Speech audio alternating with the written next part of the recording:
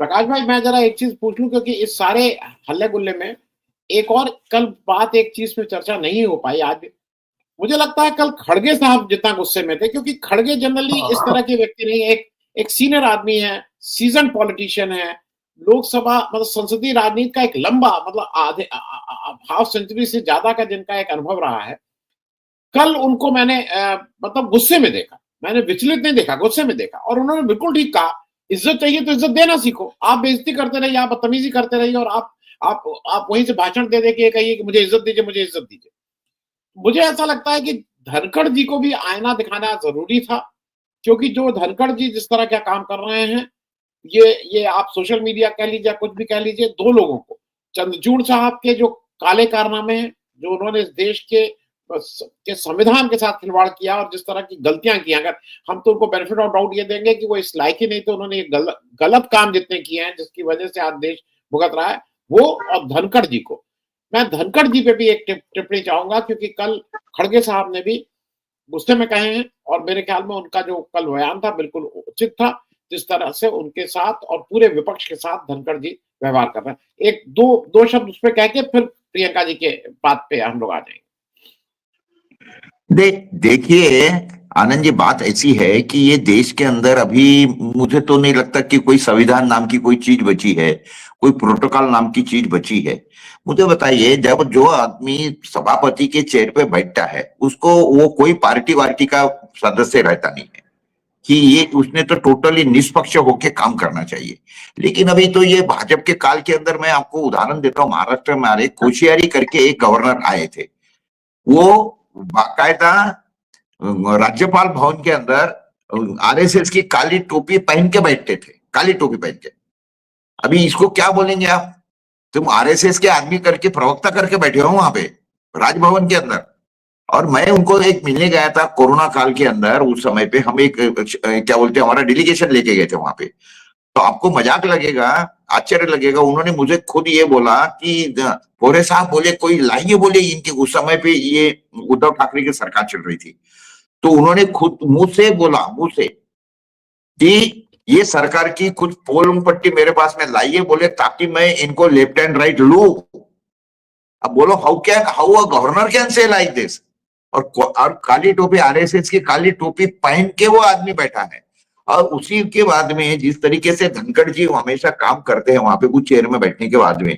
ये तो ऐसा है, वो सभापति बने हैं, उपराष्ट्रपति है, तो ये कोई पार्टी का आदमी थोड़ी होता है।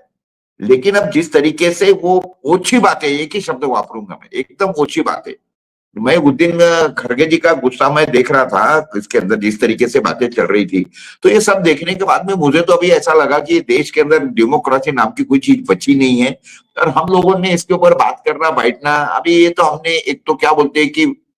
एक ऐसा है कि जब अनहोनी होनी है, अनहोनी, तो अभी वो शब्द मैंने यूज करना ठीक नहीं है मोबाइल के ऊपर, लेकिन ऐसा है कि when it is unavoidable it is better to lay down and enjoy, इस तरीके से बोलते हैं, आप समझ गए मैं क्या बोल रहा हूँ।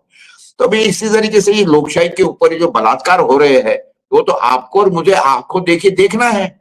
कर क्या सकते हैं हम लोग। क्योंकि जब इन्होंने क्या बोलते हैं ना, इसको सारी लाज, शर्म, हया, नैतिकता, ये सारी चीजें अगर इन लोगों ने सब छोड़ दी है, अब आपके और मेरे जैसे पत्रकार जो है ये सिर्फ इस तरीके से आके डिस्कशन करेंगे, हम बोलेंगे। अगर इनको कुछ लेना है उसके बारे में कुछ, मैंने क्या बोलते उसको, नैतिकता इनकी कुछ शिल्लक होगी, तो ये कुछ इसके अपने में सुधार करेंगे। अदरवाइज बस आपको और मुझे ये सब देखना है, टिक्का टिप्पणी करना है, और देश में आगे क्या होने वाला है इसके बारे में चर्चा ही करते रहने की है। इन लोगों ने तो अभी कोई मर्यादा जो बोलते हैं ना, इन्होंने कोई मर्यादा रखी नहीं है साहब, अब क्या बोलेंगे ये बिल्कुल। और खड़गे जी ने जो उस दिन गुस्सा किया है बिल्कुल लाजमी है, और इस तरीके से इन्होंने जो उनके ऊपर नो कॉन्फिडेंस मोशन वगैरह लाने की बात करी है, वो बिल्कुल लाजमी है। मैं बोलता हूँ इससे भी खतरनाक तरीके से होना चाहिए, क्योंकि अब सुप्रीम कोर्ट भी बचानी है आनंद जी। अभी कोर्ट में आपको लगता है कि कोई अपने को, ये कोर्ट में गए भी, हमारे महाराष्ट्र के अंदर जो भी हुआ है ये तो अनइमेजिनेबल है, कोई आंधी नहीं, कोई ये नहीं है। और जिस तरीके से इन्होंने 230 वोट यानी ला ली है, और जिस तरीके से सारे के सारे प्रूफ आ गए हैं कि इन्होंने किस तरीके से चुनाव में, धांधलियां नहीं है, ये धांधली में समझ सकता है एक बार, लेकिन चुनाव के अंदर मशीनरी का यूज करके जिस तरीके से इन्होंने क्या बोलते हैं उसको, नालायकपना बोलो या अभी क्या बोलेंगे, अभी मुझे तो वाकई में कड़ा से कड़ा शब्द भी मुझे सूझ नहीं रहा कि इसके ऊपर क्या टिप्पणी करे हमारे महाराष्ट्र के अंदर। और जिस तरीके से वो फडणवीस जी, उनका पूरा खेमा, बीजेपी का पूरा खेमा, जिससे अच्छा उसके बाद में भी इनको शर्म नहीं है कि शिंदे को भी ये समझना चाहिए, अजीत पवार को भी समझना चाहिए कि इनका जो चरित्र है कि एक बार मतलब निकल गया तो ये किसको भी पहचानते नहीं बीजेपी वाले। और वही काम, वही हाल इन्होंने शिंदे का किया है, अजित पवार का भी किया है। अब लेकिन क्या बोलेंगे कि जब सैया भयो कोतवाल तो अब डर काहे का, तो ये सारी बातें हो रही हैं। तो हमको तो बस आगे आगे देखिए होता है क्या, बस यही करना है। क्योंकि इनको ना ही हम लोग आपके मेरे जैसे जो भी सीनियर जर्नलिस्ट है, जो लोग, हम निष्पक्षता से बात कर रहे हैं, हम किसी के साथ में नहीं है, मुझे पता है, आप भी नहीं, मैं भी नहीं हूँ। इन लोगों ने तो हम लोगों की जो चर्चा होती है उसमें से कुछ बातें लेके, ऐसे तो हमारे आपके जैसे आनंद जी है, उसके बाद में हमारे दीपक भाई है, कई पत्रकार है, अशोक वानखड़े वगैरह, तो हम लोग तो सारे निष्पक्षता से बोल रहे हैं ना। हम कोई एक पार्टी का ये लेके, पक्ष लेके तो कोई, या हम लोग कोई पैसे लेके तो कोई इस तरीके से ये कर नहीं रहे ना, हम कोई नैरेटिव नहीं चला रहे। लेकिन जो हो रहा है लोकशाही के लिए, डेमोक्रेसी के लिए ठीक नहीं है, इसकी हम लोग चर्चा कर रहे हैं। इनका इन्होंने लिया तो ठीक है, लेकिन अब तो इनको ऐसा हो गया कि जो इनके खिलाफ में बोल गया वो देशद्रोही को करार देते हैं। तो ठीक है भाई, देशद्रोही तो देशद्रोही से, और क्या करेंगे। जी आनंद जी। प्रकाश भाई, बस बहुत संक्षेप में मैं एक चीज सिर्फ आपसे समझ लूं, संसद के जो शुरू के 4-5-6 दिन खराब हुए,